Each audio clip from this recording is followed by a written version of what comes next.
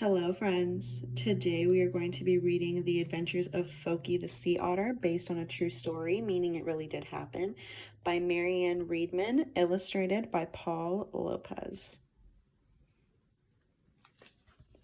Gives us a beautiful map right here. The Adventures of Phokey the Sea Otter.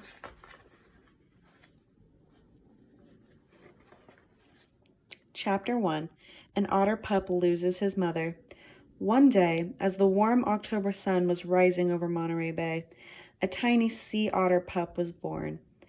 His mother took care of him. She nursed him with her creamy, rich milk. She groomed his silky fur and kept it clean and fluffy, and she shared her food with him. This mother otter especially liked to eat crabs. Like other California sea otters, she was a choosy eater. Each of their otter neighbors also ate only one or two kinds of food. One liked crabs and octopuses. Another ate only snails. The pup was learning to be a crab eater, like his mother. The pup grew fat on crabs and milk, and the days passed peacefully until one cold January morning when a fierce winter storm churned up the ocean. Rain poured down on the mother otter and her baby until they were soaked. Icy winds swept along the shore and drowned out their cries. Snuggling deeper into his mother's warm belly, the pup clung to her soft fur. Suddenly, a huge wave tore the baby otter away from his mother.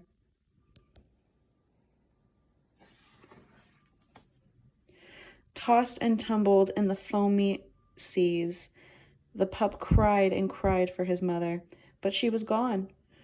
Now he was on his own. Even though the young otter was nearly 4 months old, he was not quite ready to be weaned. When the skies were blue and the sun was shining again, the orphaned pup searched for his mother, but he couldn't find her anywhere. Exhausted by the storm, the pup crawled onto a beach and curled up in the warm sand. He was cold and hungry, and he began to whimper softly. After a while, the orphan found that he was surrounded by a circle of people. Someone had noticed the tiny otter and had called the wildlife rescue team. Now he was in their hands. They would have to take over where his mother had left off, since she was nowhere to be seen. The pup was too weak to resist when someone scooped him up and whisked him into a waiting car. The rescuers took the frightened baby otter to a special sea mammal rescue center where he would be cared for until he was strong enough to survive on his own. Everyone looked worried as they watched the thin, shivering bundle of fur. "Oh, I hope he'll live," whispered one of the rescuers.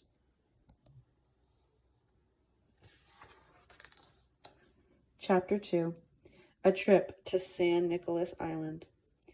In his strange new home, the otter pup was afraid of people and hissed if they came too close, but he hungrily gulped down the food that his human caretakers placed in his tank, especially the crabs. For 3 months, the pup rested and ate. Gradually, he grew strong again, and people didn't seem to scare him so much. At last, he was ready to be released back into his ocean home. No one knew it yet, but he would not be like the other otters. He was to have many strange adventures that would earn him the nickname Phokey. One day, some marine biologists came to visit Phokey. It was their job to watch over him once he was released back into the wild. They looked down at the big pup resting in his indoor tank. He opened one sleepy eye and watched them as they talked softly about where to set him free. They could release him where most of the sea otters lived along the central California coast, or they could let him go at San Nicolas Island, far to the south of where the other otters lived. A small group of California otters had been moved to this island to protect them in case there was an oil spill in their mainland home. Finally, they decided to give him a new home at San Nicolas Island. The island waters were rich with otter food, and the biologists thought the pup would have an easier time surviving on his own there. They hoped he would be happy at the island. So one morning in May, Phokey found himself flying in an airplane that was heading to his new island home. He nibbled at the lime green and white tags that the biologist had placed on his flippers so he would be easy to spot. One tag was a really tiny radio. It would send signals for a few weeks, which would help the biologist track the young otter to make sure he was all right. After many hours of being jostled about, Phokey could finally hear the sound of breaking waves and smell the salty ocean air. He paced anxiously in his cage. At last the biologist set the cage on the beach and opened the door. He was free. Phokey bounded into the surf, pausing once to glance back at the people on the beach. They took one long last look at the pup through their binoculars. Then he swam out to sea and vanished. For many days the biologists searched for their otter, but they couldn't find him. They listened for his radio signal from a plane that flew all along the California coast, but they could hear nothing. Feeling very sad that he might have perished, they went home. Chapter 3. The Anacapa Island Otter. 2 years passed. There had been no sign of the lost otter, and everyone had forgotten about him.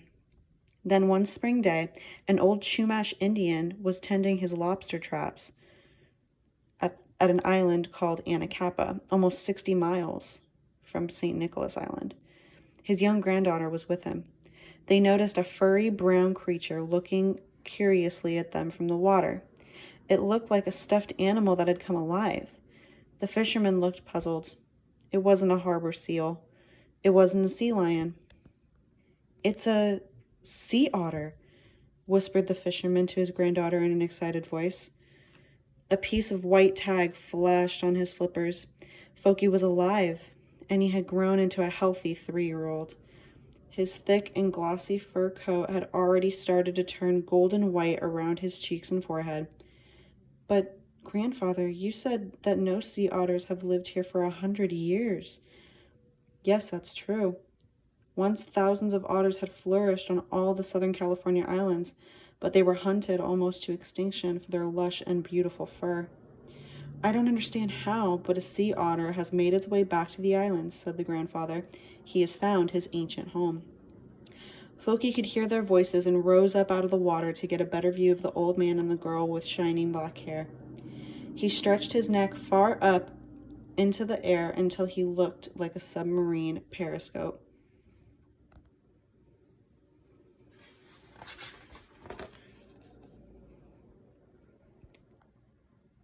"Won't he be lonely?" asked the girl. "No other otters are here. Will he be all right?" "I don't know, little one. I hope so. But there are many dangers in the sea for a young animal like this, especially one so curious." Near the otter, the water was bubbling. He swam over to the foaming bubbles and sniffed. They had a human smell. Following the bubbles to the bottom, Phokey found 2 scuba divers who were busy looking at something underneath a rock. They wore black rubber suits from head to toe. Big metal tanks sat on their backs, and silvery air bubbles rose to the surface every time they breathed. Phokey had a little game he liked to play with the island divers. He snuck up behind them, patted their round black heads with his paws, then sped away. This scary surprise always caused a big reaction as the startled divers whipped around and anxiously looked about. Phokey seemed to enjoy this reaction very much. The Chumash fisherman and his granddaughter smiled. They could see the otter playing with the divers. "You know," said the grandfather, "in old times, our people had great respect for the otter. They believed the otter's spirit was joyful, curious, and adventuresome, and most of all, playful. It was good to see a sea otter at Anacapa once again." Chapter 4. Playing with the Harbor Seals. A few days later, the girl and her grandfather saw the otter again. "Look, grandfather, he thinks he's a seal." Phokey was perched on a rock, trying to blend in with a group of harbor seals. He kept patting the seals and nuzzling their faces. One black spot silver seal nuzzled Phokey back. But the other seals continued to bask in the warm spring sunshine, ignoring the playful otter. Phokey made loud whining sounds. He climbed on top of one of the seals and clung to its back. The squirming seal tried to buck him off, but the little otter held on tight. Wriggling across the rock, the seal jumped into the water with Phokey still glued on its back. "Look, he's riding the seal," exclaimed the girl. Rolling and somersaulting in the water, the seal and otter played together. Phokey wrapped his paws around the seal's neck. Faster and faster they spun in the water. Finally, the seal had enough. It twisted free and swam back to its resting rock. Phokey raced after it. The girl and her grandfather laughed with delight. They'd never heard of a sea otter who liked seals so much.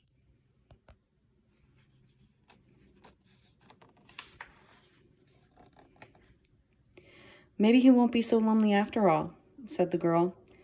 "Maybe not," the old fisherman smiled. "You know, our island ancestors had many legends about the otter and the seal. The grandfather loved to tell these old stories, and his granddaughter had heard them often." "Now we have a story about a sea otter, too," said the girl. Phokey would not leave the harbor seals alone. He scrambled onto a slippery tidal rock and skidded into two seals. They toppled into the water. The seal lunged after them. Underwater, he chased after the spotted silver seal and grabbed its tail. Gliding through the sunlight forest of kelp, the two played tag until Phokey had to streak to the surface for a breath of air. "Look, there he is," called the girl. "Can we come back and look for the otter again to see if he's okay? He could get caught underwater in one of our lobster traps. After we check my traps at the other islands, then we'll come back," replied the grandfather, as they watched the otter chasing seals into the distance across the sparkling sea.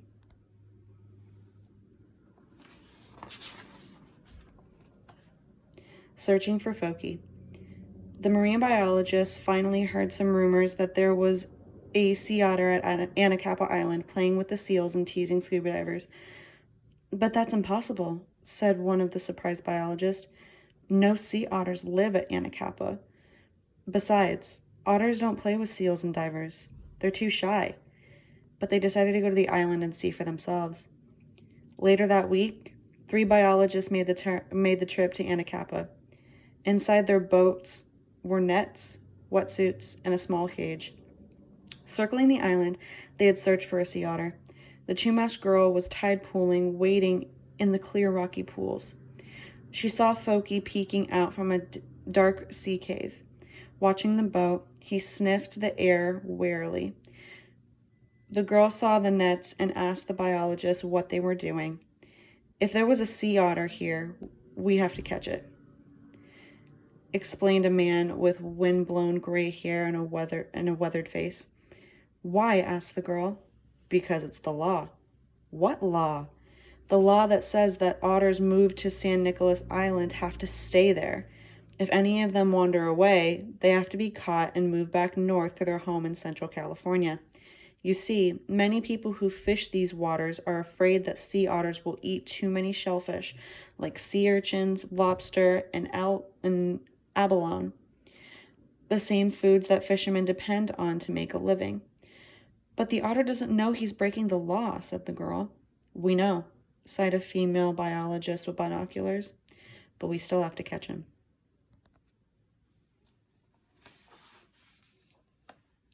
From inside his sea cave, Phokey spotted some harbor seals sleeping on a nearby rock. He couldn't resist. The otter made a beeline for the seals and pounced on them. They snorted loudly with surprise. One joined Phokey in the water, and they wrestled playfully. "There's the otter," called the woman. For many hours, the biologist watched Phokey playing with the seals. They waited and waited for the otter to settle down so they could catch him. They never had they known of a sea otter that liked seals so much. "Doesn't he ever get tired?" said one biologist, yawning. "Maybe he thinks he's a seal instead of an otter," mused another. "After all, He never had a chance to grow up with other otters. And otters are social. They don't like to be alone for long. With no other otters to play with, the seals are the only companions he has. Let's name him Phokey, suggested the woman. They all decided that this was a good name, since the odd little otter so loved the harbor seals, whose scientific name is Phoca. The biologists still didn't know that Phokey was the same pup that had mysteriously disappeared from San Nicolas Island. They'd have to read the broken tag hidden under his flipper to discover who he was. Although Phokey was still busy playing with the seals, he kept an eye on the biologists in the boat as they put on their wetsuits and diving gear. He watched them slip into the water with a special otter trap they had made. When they were gone, it was quiet, but the otter sensed that something was about to happen, something new. All of a sudden, Phokey felt the water currents swirling beneath him, sticking his head underwater. He saw the divers below with a strange-looking net attached to a long pole. The otter waited on the surface until the last minute, then sprang away just as the trap was about to snap shut. A new game. It was getting late, so the biologist decided to leave and come back another time. Hidden under a blanket of kelp fronds, Phokey kept as still as he could and watched as the boat sped away from the island.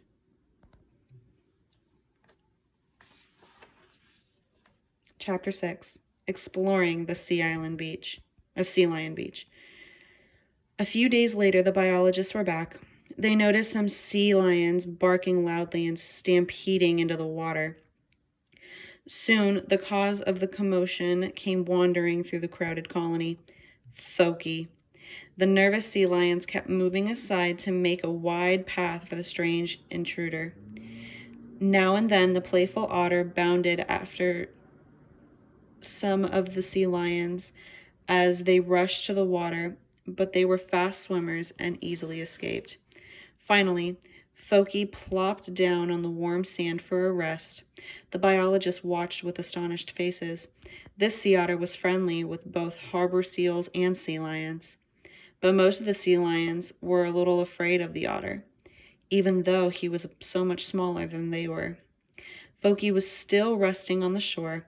Two of the biologists took a large net and tiptoed down to the beach toward the otter, but he heard their crunchy footsteps in the sand and bounded away into the water. The hot and tired biologists watched Phokey cooling off in the waves. It didn't look as if they would be catching him this day, so they gave up and went home empty-handed again.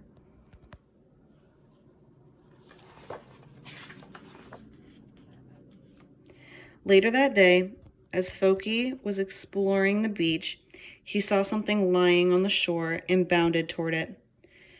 Suddenly, the otter stopped in his tracks. This was no sea lion. A person curled up in the soft sand.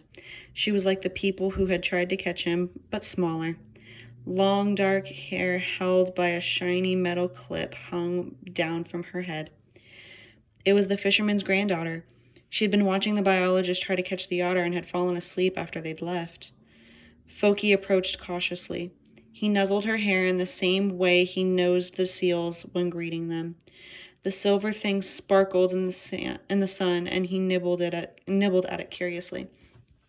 Suddenly, the girl woke up and turned over. She was face to face with a sea otter. For an instant, Phokey froze as he looked into a pair of surprised brown eyes only inches away. Then the startled otter backed away and waddled toward the water.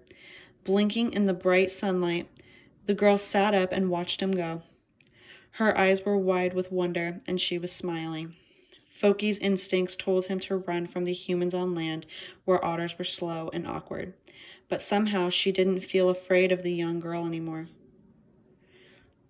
for he sensed that she was kind and meant him no harm.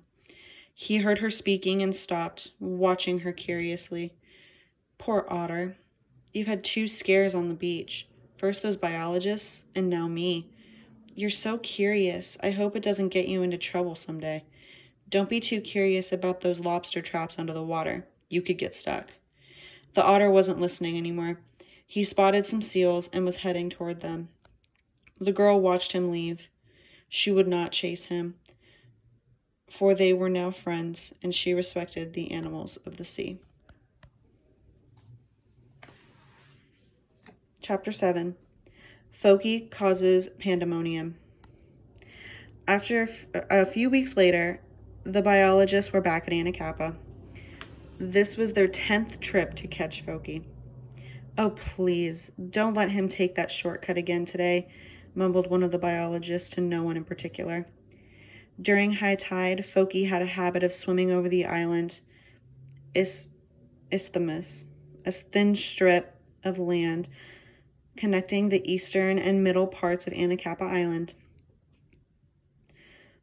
An otter could easily squeeze through, but the water was much too shallow for a boat. The biologists could only watch helplessly as Phokey slipped away.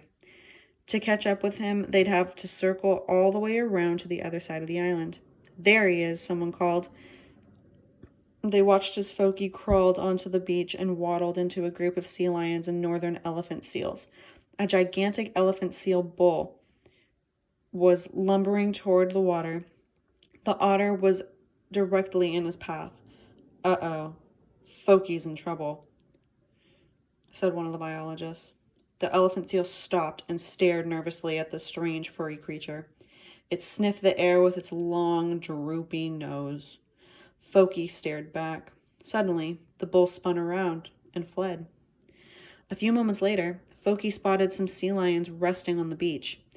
He bounded towards them, and they scattered into the water. A big sea lion bull, soaked in the tide pool, didn't see Phokey until the otter crept up behind him. The bull turned and panicked. He scrambled over the tide pool rocks and rushed out to sea. Phokey chased the bull, then returned to the tide pool and relaxed.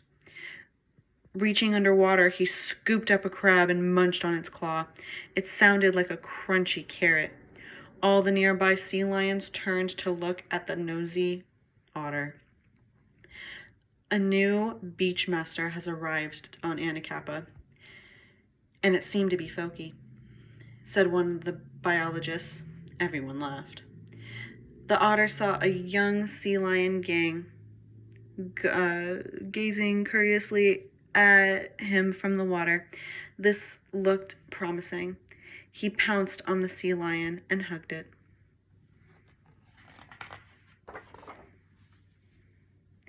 Tightly.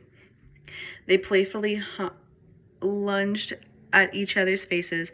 Suddenly the sea lion shook free and a high-speed chase began. Phokey was not about to let his new playmate escape. As they sped away, the sea lion and otter jumped high into the air like slick brown torpedoes.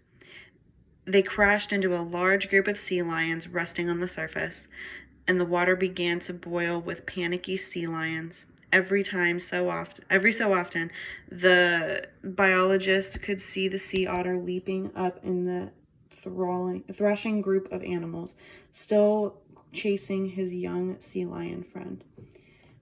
"Isn't he afraid of anything?" marveled one of the biologists.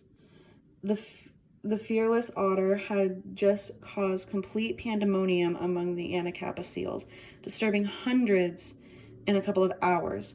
"Well, this doesn't look like the day we'll be catching Phokey," someone said, but not too regretfully.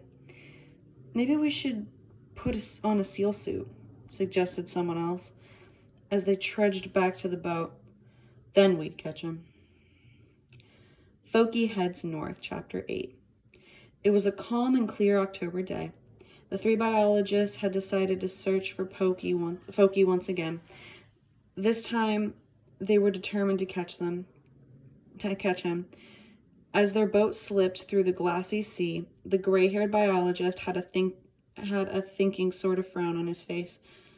Here they were, well-trained and serious marine biologists in charge of managing California sea otters, but instead, a sea otter was managing them. "Can you believe it?" he said. "This is our 24th trip to Anacapa to catch that otter." The other two biologists were already well aware of the score. Phokey, 24, biologists, 0. When they reached the island, the biologist counted 90 lobster traps set in the shallow water where Phokey usually fed. But there was no sign of the otter. The black-haired girl was busy exploring the beach. "Have you seen an otter around here?" called one of the biologists, hopefully. "An otter? What otter?" "Oh, that otter. Haven't seen him." By now, the girl knew all of Phokey's favorite hiding spots. But she wasn't telling. She had grown very fond of the otter. The biologist waved goodbye and moved on. They looked around by the harbor seal rock. Phokey wasn't there. "Sure hope he didn't get stuck in a lobster trap," someone said. The biologist knew that once in a while, otters trying to poach crab traps got stuck and drowned. And lobster and crab were Phokey's favorite foods. After all, everyone looked worried. Suddenly, a loud crunching sound filled the air. Crunch, crunch, crack, crack. Looking toward shore, they saw an otter munching on a lobster. Phokey was alive. In an instant, the quiet boat turned into a wild tangle of arms and legs as everyone scrambled to put on diving gear. Phokey calmly watched the frantic biologist as he polished off the lobster and rolled from side to side to clear his chest of scraps. "Shh," cautioned the gray-haired biologist. The otter was now staring suspiciously at the boat. Phokey dove again and captured 2 big crabs. Grabbing some strands of surf grass, he wrapped them around one crab like a straitjacket so it couldn't escape. Then he ate the other crab. Crunch, crunch, crunch. Into the water, the divers quickly slipped with their nets. They breathed oxygen from special tanks that didn't make noisy bubbles. Phokey looked at the boat. It was quiet now. He couldn't see the biologists anymore.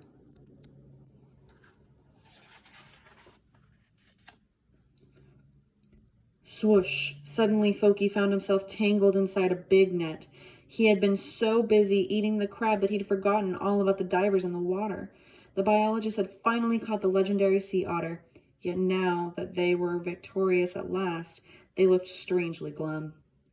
There would be no more trips to Anacapa to chase the evasive otter they had come to admire. There would be no more otter antics with seals to make them laugh. As they read the worn numbers on the otter's broken white tag, the biologist suddenly realized that this was the very same pup they had lost so long ago. "So this is who Phokey is," exclaimed someone. Everyone was truly astonished that the lost otter was still alive. Phokey weighed 62 pounds, so they knew he'd been eating well. The biologist put bright new tags on his flippers. This would help them tell him apart from the other otters. On the deck of the boat, Phokey huddled in a cage and looked back toward Anacapa. As the boat sped away, the island grew smaller and smaller until it was just a distant speck of land. The otter made anxious, squeaking sounds. Would he ever find his way back home? When they arrived at the mainland, the biologist loaded his cage into their big van and drove up the coast to Phokey's old home in Monterey. After several hours, the otter was now more than 300 miles from Anacapa. Just north of Monterey, the biologist stopped at a spot called Moss Landing, where many other male otters lived. They had decided to let Phokey go there. After carrying his cage to the water's edge, the biologist opened the door and watched. Phokey poked his nose out and sniffed the unfamiliar air. Then he bounded to the water and dove in with a splash. By now it was night, and all the biologist could see of Phokey were his paddling hind flippers, leaving ripples shining in the moonlight as he swam into the dark ocean waters.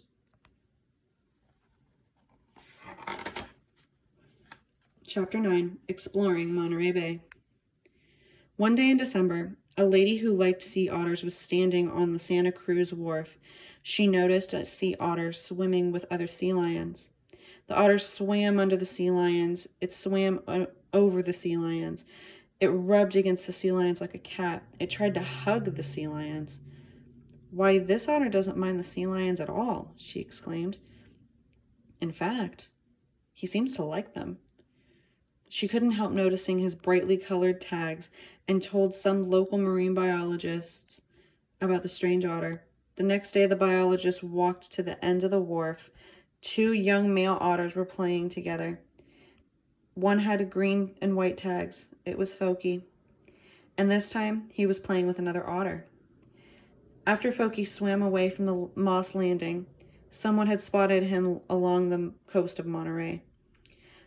Like most young male animals, he liked to explore new places, but many female sea otters lived in Monterey, and this meant that big territorial male otters patrolled these waters. So Phokey had traveled north to Santa Cruz, where groups of other young male otters lived.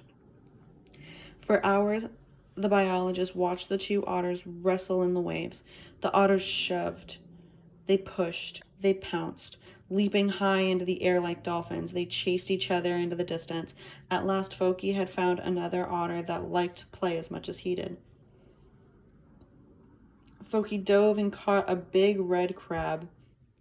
His new friend stole his delicious prize, as male otters sometimes do. And this started another round of play, which lasted until the sun sunk into the ocean and the clouds turned rosy pink in the sky.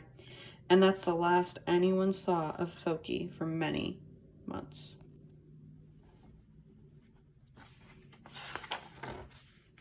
Chapter 10. The Long Journey South. Night had fallen, and Phokey was still swimming south. He had left Santa Cruz a few days ago. The otter felt an urge, an instinctive pull to return home to the southern islands he knew so well. But would he make it? Such a journey could be full of dangers for a young otter, especially one as innocent and curious as Phokey. Along the way, he might come upon great white sharks, underwater fishing nets, tempting lobster traps, and even gooey oil slicks. He would have to pass by male otters guarding their territories and angry fishermen who shot sea otters once in a while. But tonight the stars sparkled brightly in the clear winter sky, and a full moon lit Phokey's path with a soft, cool light. Moonlight reflected off the trail of ripples that spread out behind the otter as he paddled south. Phokey could see that the other otters he passed were also busy. Some were grooming and socializing, a few were resting, others were swimming and eating.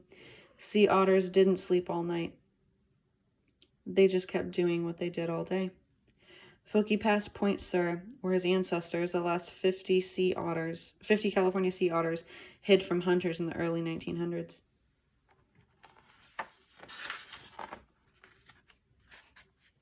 He passed Morro Bay Harbor, where he found a big group of male otters splashing and playing in the pink light of day. He passed the Santa Maria River. The sun was now high in the sky. After a while, he saw no more otters. He had swum past the southern end of the sea otters in California home and traveled more than 200 miles, nearly the otter's entire range. He passed Point Conception. Now he was in the no otter zone. Phokey headed toward Anacapa Island, but he didn't stop there. He just kept right on going until he reached an island called Catalina. He had traveled nearly 400 miles. At Catalina, there were many harbor seals and scuba divers to play with and plenty of lobster and crab to eat. But soon word spread of the strange sea otter at Catalina. Many people visited this island to swim and dive in the warm, clear waters. No one had ever seen a sea otter there before, at least not for a century. Before long, the biologists who had lost and found Phokey also heard of the Catalina otter. They had an idea who it might be. So one April afternoon, they traveled to Catalina. The biologists wished that they didn't have to capture and move the otter out of a no otter zone, but they did. It was their job. They searched the eastern side of the island where the otter had been seen. They looked especially carefully where they found harbor seals. Sure enough, Huddled in a group of seals was an otter with green and white tags. It was Phokey. How did Phokey find his way to Catalina? Wondered the biologists.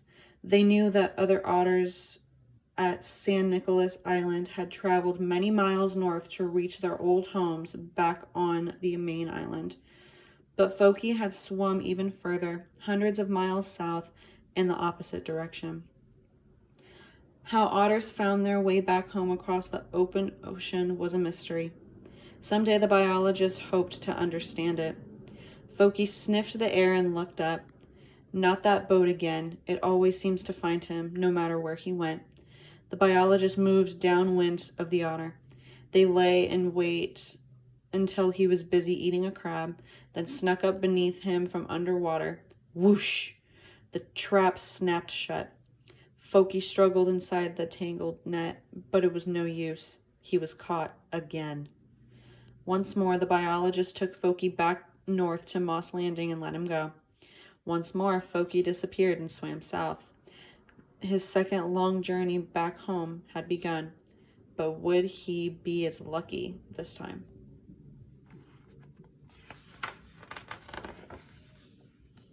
Chapter 11.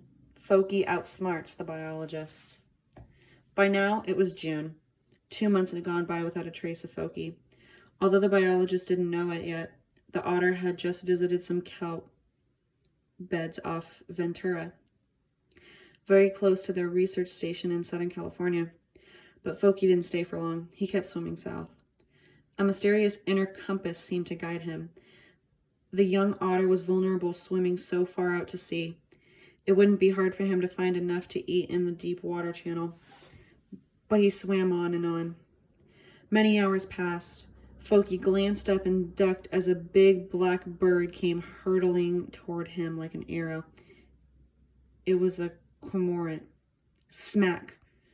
The bird hit the water and dove nearly 20 feet underwater. Phokey followed. He saw the long-necked bird grab a small silver fish in its beak. Even though the otter was weak with hunger, the urge to play was irresistible. He chased the diving bird, but it sped to the surface, then flew off toward the island in the distance. The otter looked toward the island. It was Catalina Island. After reaching the lush kelp beds of Catalina, Phokey began to dive for food. Underwater, he passed many lobster traps, but left them alone for now. Patting the bottom with his paws, he reached deep into rocks and crevices, searching for food. Ouch! He felt a sharp, stinging pain in his paw. The otter found himself eye to eye with a fierce moray eel, which had given him a warning bite. With its powerful jaws and sharp teeth, the eel ate the same foods that Phokey happened to like, lobster and crab. From now on, he would remember to be more careful when sticking his paw into dark underwater caves. Licking his sore paw, the otter spotted some harbor seals sleeping on the shore and paddled over to join them for a nap. Tomorrow there will be time to play. Chapter 12. Danger at Catalina Island.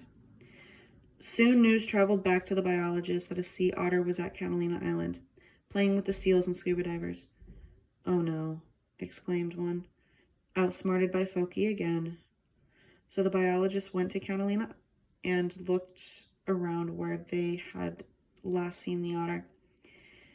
To their amazement, he had returned to the very same spot as before. This morning, Phokey was busy chasing harbor seals. Two of the biologists slipped into the water with their trap. They hoped to surprise the otter. Underwater, they strained to see the surface. They had just been there. Suddenly, the divers felt something tap them from behind. Turning around, they saw Phokey speeding away. Their plan had failed. He had surprised them. The waterlogged biologist decided to give up and go home. Phokey began to dive for his dinner. Underwater, he spotted 2 fat lobsters, but they were trapped inside a cage. Phokey pawed at the cage hopefully. Nothing happened. Grabbing a heavy rock, he pounded the trap, but the lobster stayed safe inside. A few harbor seals glided to see what the otter was up to. Phokey ran out of air and rose to the surface. The seal followed. Down he dove to the lobsters again. This time he reached into a small hole just big enough for his foreleg, grabbed hold of the lobster's tail, and pulled. But something was wrong. His paw was stuck. Letting go of the lobster, Phokey tried to pull his paw out. It wouldn't budge. He was trapped. Looking up, the panicked otter could see the surface only 20 feet above him. He struggled with all his strength to free himself, but it was no use.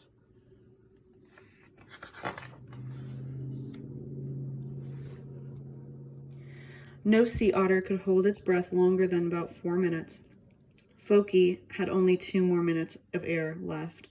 The seals had been waiting for the otter at the surface, but he didn't return. They dove to the bottom and saw him struggling with the trap. They watched for a while. Was he playing or in trouble? Soon Phokey stopped struggling, but every so often he still jerked his paw desperately.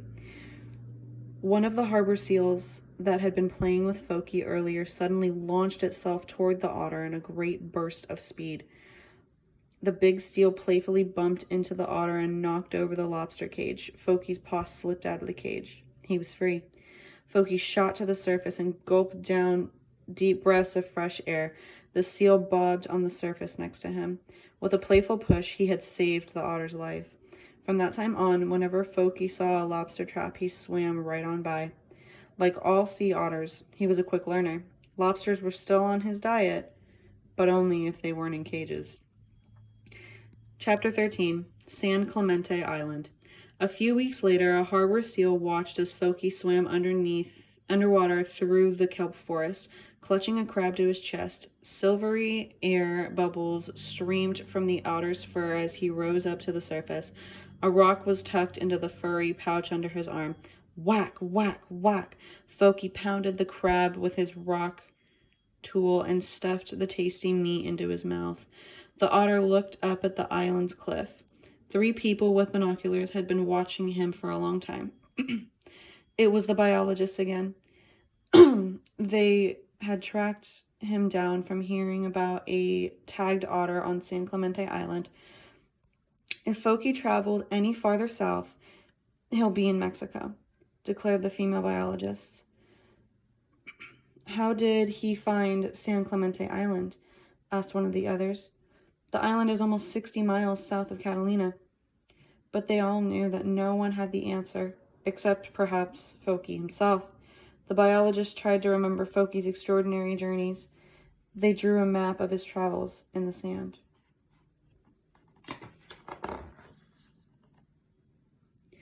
Let's see. It's nearly 1,000 miles he's swum, and those are just the trips we know about. What a chase he's led us on. The biologist watched Phokey as he swam towards some young sea lions surfing in the breaking waves. He joined them and tried riding a wave too, but he wasn't as skilled a surfer as the sea lions. The otters tumbled over and over as the big wave crashed onto the shore and dumped him on the beach. He lay very still for a minute. He won't be trying that again, said one of the biologists as the retreating surf dragged Phokey back into the water. But without wasting a minute, the otter caught another wave and rode it toward the shore. This time he peeled out of the wave with a professional sea lion twist, just as it crashed onto the beach. Again and again, Phokey surfed the waves until the sea lions left and he dove after them. As he surfaced for a breath of air, Phokey glanced back at the people on the shore. Then he paddled away. The biologist played hide and seek with the otter for a while, but soon lost him among the many coves and rocky inlets. They didn't stop searching, but that was the last the biologists ever saw of Phokey the sea otter. Was he simply eluding them? They almost hoped so. Chapter 14, Phokey's Secret Island. And yet, that was not the last that anyone saw of Phokey. One day, an otter and a silvery black spotted seal were playing in the glistening kelp bed surrounding an island, but it wasn't San Clemente Island. The otter stretched his long neck high out of the water and looked toward the land. Someone was watching him from the island beach. The person was small and had long black hair that gleamed in the sun. She was smiling happily. It was the Chumash fisherman's granddaughter. "Hello, Phokey. Remember me?" the girl said gently. "Don't worry, little otter. I won't tell that you're here. It's a secret between you and me and the seals." Phokey and the silver seal swam closer to the black-haired girl. They both stared at her curiously. "Grandfather and I heard that you swam all the way to Coronados Island south of the Mexican border. Those biologists said it must have been you because someone told them an otter was swimming with the seals there. It was you, wasn't it?" Phokey climbed on top of his floating silver friend so that he had a better view of the talking girl. The seal made a nice plump raft until it started sinking. Phokey heard the girl laughing. "Someday maybe many sea otters will live in the islands once again, like you did long ago when my people lived here." The black-haired girl looked down and smiled. In her hands she held some treasures she found on the beach, a small pearly abalone, the delicate violet shell of a sea urchin, and Phokey's old green and white tags. They were worn, but she could just make out the numbers. "You can stay here as long as you like. Play with your seal friends. You're free." The silver seal splashed Phokey with its flippers and sank under the water. Beams of golden sunlight streamed through the lush forest of kelp. It looked like an underwater cathedral. "It's so beautiful under the sea," whispered the girl with a smile. "What a lucky sea otter you are." With a flip of his tail, Phokey dove after the seal, and the two vanished beneath the glassy surface of the ocean. But the girl could still see through the crystal clear water, and she watched them playing among the swaying kelp plants in their secret island home. The end. This has some fun facts about otters. And then again, our beautiful map. And that's the end. Thank you for joining us.